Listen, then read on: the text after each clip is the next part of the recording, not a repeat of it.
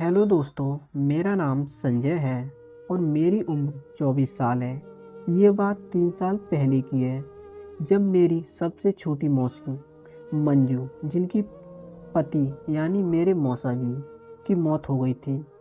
दिवाली का समय था और 2 दिन बाद दिवाली थी और मौसी जी दिवाली मनाने हमारे घर आई हुई थी। उस वक्त मेरी उम्र 23 साल थी और मौसी की उम्र करीब 29 से 30 साल थी। मेरी सुबह देर से सोकर उठने की आदत थी और परसों दिवाली है तो घर में चहल पहल थी और मैंने सुना था कि मौसी भी आने वाली हैं हमारे घर दिवाली मनाने। वजह से घर की सब सफाई पहले ही हो गई थी।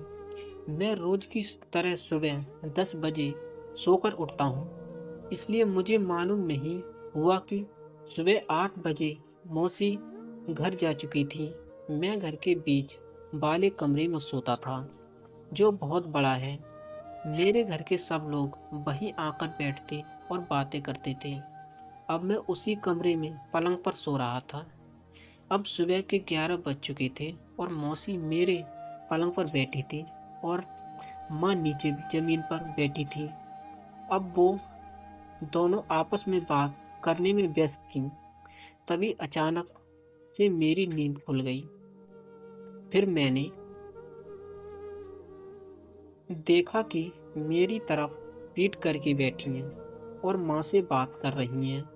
तो मैं चुपचाप पड़ा रहा, जैसे मैं अभी ही भी गहरी नींद में सो रहा हूँ। अब मौसी की पीठ एकदम मेरे मुंह के पास थी और मैं कंबल ओढ़े था।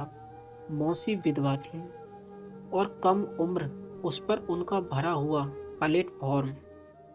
मैं पहले ही कई बार उनके बारे में कल्पना कर चुका था और आज वह मेरे इतने करीब बैठी थी कि मैंने अपना एक हाथ पहले उनके बैक से टच किया। अब उन्हें टच करते ही मेरे सिस्टम में करंट सा फैल गया और मेरी धड़कन बढ़ गई थी। फिर मैंने थोड़ी हिम्मत की और अपना एक हाथ मौसी की। अब मौसी को शायद थोड़ा कुछ समझ आ गया था, लेकिन वह फिर भी माँ से बात करती रही। फिर मैंने अपना एक हाथ उनकी तरफ धीरे धीरे आगे बढ़ाया और अब मेरा हाथ उनके बाल पर आ गया था। अब मौसी समझ गई कि मैं जाग रहा हूँ, लेकिन शायद अब उन्हें भी अच्छा लग रहा था, इसलिए उन्होंने कुछ नहीं बोला था। फिर मैंने महसूस किया कि उनका बदन, अब उन्होंने कुछ नहीं बोला तो इसलिए मेरी हिम्मत बढ़ गई थी। मैं ऐसे ही नींद का बहाना करके पड़ा रहा। फिर कुछ देर के बाद मैंने सोचा कि शायद माँ सामने थी, इसलिए मेरी हरकत उसे दिख जाती, इसलिए मौसी वहाँ से हट गई थी। फिर कुछ देर के बाद मैं उठा और बोला कि अरे मौसी जी। फिर मैंने उनके पैर छुए और सीधा बाथरूम में चला गया। आज मेरा किसी काम में मन नहीं लग रहा था। अब मैं मौसी से नज़र भी नहीं मिला रहा था। अब मेरे मन में सवाल आ रहे थे कि पता नहीं मौसी क्या सोचेंगी, कहीं वह माँ से न बोल दें। अब मेरा दिल भी बहुत घबरा रहा था। फिर मैं दिन भर मौसी के सामने नहीं गया। फिर मैं रात में दिवाली की पूजा करने के बाद मैं अपने दोस्तों के साथ घूमने चला गया। देर रात में जब घर आया तो मैंने देखा कि मेरे कमरे में सब खाना खा रहे हैं और मेरे पलंग के पास ज़मीन पर 2 बिस्तर और लगे हुए थे। अब मैं समझ गया था कि शायद यहाँ माँ और मौसी सोएंगी। फिर खाना खाने के बाद मैं छत पर फ्रेंड से बात करने निकल गया और फिर मैं रात को करीब 12 बजे नीचे आया तो माँ ने दरवाज़ा खोला।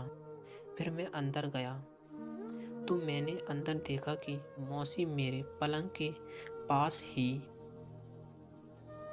सो रही है। फिर थोड़ी देर के बाद माँ भी दरवाज़ा बंद करके मौसी के बगल में आकर सो गई। अब मेरी आंखों में नींद नहीं थी। अब मुझे करवट बदलते बदलते रात के 2 बजने वाले थे। अब मेरे दिमाग में सुबह की घटना घूम रही थी। अब ये सब सोच सोच कर मेरे दिल की धड़कन बहुत बढ़ गई थी और अब मैं अपने आप पर काबू नहीं कर पा रहा था। अब नीचे ज़मीन पर मौसी गहरी नींद में सो रही थी और कमरे में नाइट बल्ब जल रहा था और माँ भी सो चुकी थी। फिर मैंने अपने धड़कते दिल से अपना हाथ पलंग के नीचे लटका दिया। अब मौसी बिल्कुल मेरे पलंग के पास सो रही थी। फिर मैंने धीरे से अपना एक हाथ उनके पैर पर टच किया और कुछ देर तक अपना हाथ उनके पैरों पर रखे रखा। फिर मौसी की तरफ से कुछ हरकत नहीं देखकर मैं अपना हाथ धीरे धीरे ऊपर, फिर मैं कुछ देर तक रुका और उनकी प्लेटफॉर्म पर अपना हाथ रखे रखा। अब मौसी का बदन बहुत गर्म हो रहा था, शायद बुखार लग रहा था। फिर मैं अपना हाथ सरका कर फिर मैंने अचानक से मेरे हाथ के ऊपर मौसी का हाथ महसूस किया। अब उन्होंने मेरा हाथ जो उनके बगल में रखा हुआ था